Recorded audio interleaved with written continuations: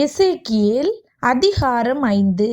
பின்னும் அவர், மனுபுத்திரனே, சவரகன் கத்தியாகிய கருக்கான கத்தியை வாங்கி அதனால் உன் தலையையும் உன் தாடியையும் சிரைத்து கொண்டு பின்பு நிறுக்கும் தராசை எடுத்து அந்த மயிரை பங்கிடக் கடவாய்.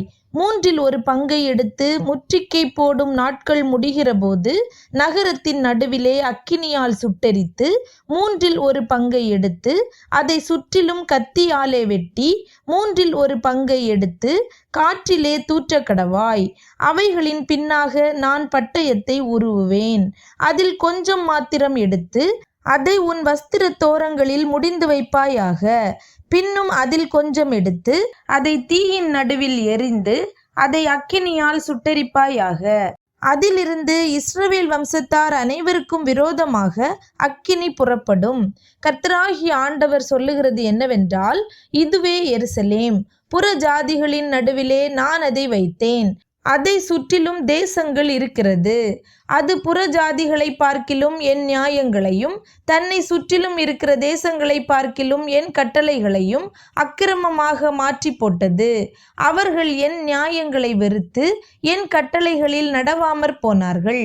ஆகையால் கர்த்தராகிய ஆண்டவர் சொல்லுகிறது என்னவென்றால், உங்களை சுற்றிலும் இருக்கிற புறஜாதிகளை பார்க்கிலும் அதிகரிக்கிறவர்களாகிய நீங்கள் என் கட்டளைகளிலே நடவாமலும் என் நியாயங்களின்படி செய்யாமலும் உங்களை சுற்றிலும் இருக்கிற புற ஜாதிகளுடைய நீதி நியாயங்களின்படியாவது நடவாமலும் போனபடியினாலே, இதோ நானே உனக்கு விரோதமாக வந்து புற ஜாதிகளுடைய கண்களுக்கு முன்பாக உன் நடுவிலே நீதி செலுத்தி நான் முன்பு செய்யாததும் இனி செய்யாதிருப்பதுமான விதமாய் உனக்கு உன் எல்லா அருவருப்புகளின் நிமித்தமும் செய்வேன்.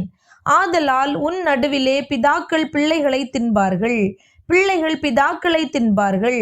நான் உன்னில் நீதி செலுத்தி உன்னில் மீதியாயிருப்பவர்களை எல்லாம் சகல திசைகளிலும் சிதறிப்போக பண்ணுவேன் என்று கர்த்தராகிய ஆண்டவர் சொல்லுகிறார். ஆதலால் சீ என்றிகழப்படத்தக்கதும் அருவருக்கப்படத்தக்கதுமான உன் கிரியைகளால் நீ என் பரிசுத்த ஸ்தலத்தை தீட்டுப்படுத்தினபடியால் என் கண் உன்னை தப்ப விடாது. நான் உன்னை குறுகி போக பண்ணுவேன், நான் இரங்க மாட்டேன். இதை என் ஜீவனை கொண்டு சொல்லுகிறேன் என்று கர்த்தராகிய ஆண்டவர் உரைக்கிறார். உன்னிலே 1/3 பங்கு கொள்ளை நோயால் சாவார்கள், பஞ்சத்தாலும் உன் நடுவிலே மடிந்து போவார்கள். 1/3 பங்கு உன்னை சுற்றிலும் இருக்கிற பட்டயத்தால் வெட்டுண்டு விழுவார்கள். 1/3 பங்கை நான் சகல திசைகளிலும் சிதறிப்போக பண்ணி அவர்கள் பின்னே பட்டயத்தை உருவுவேன். இப்படி என் கோபம் நிறைவேறும். இப்படி நான் என் உக்கிரத்தை அவர்கள் மேல் தங்க பண்ணுகிறதினால் என்னை ஆற்றிக்கொள்வேன். நான் என் உக்கிரத்தை அவர்களில் நிறைவேற்றும் போது கர்த்தராகிய நான் என் வைராக்கியத்திலே இதை பேசினேன் என்று அறிவார்கள். கடந்து போகிற யாவருடைய கண்களுக்கு முன்பாகவும் உன் சுற்றுப்புறத்தாராகிய ஜாதிகளுக்குள்ளே நான் உன்னை பாழும் நிந்தையும் ஆக்குவேன். நான் கோபத்தாலும் உக்கிரத்தாலும் கொடிய தண்டனைகளாலும் உன்னில் நீதி செலுத்தும் போது உன் சுற்றுப்புறத்தாராகிய ஜாதிகளுக்கு அது நிந்தையும் துர்க்கீர்த்தியும் எச்சரிப்பும் பிரமிப்புமாயிருக்கும். கர்த்தராகிய நான் இதை சொன்னேன். உங்களை அழிப்பதற்கு நான் அனுப்பும் அழிவுக்கேதுவான பஞ்சத்தின் கொடிய அம்புகளை நான் அவர்களுக்குள்ளே எய்யும் போது நான் பஞ்சத்தை உங்கள் மேல் அதிகரிக்க பண்ணி உங்கள் அப்பம் என்னும் ஆதரவு கோலை முறித்து போடுவேன். பஞ்சத்தையும் உன்னை பிள்ளை இல்லாமற் போக பண்ணும் துஷ்ட மிருகங்களையும் உங்களுக்கு விரோதமாக அனுப்புவேன்.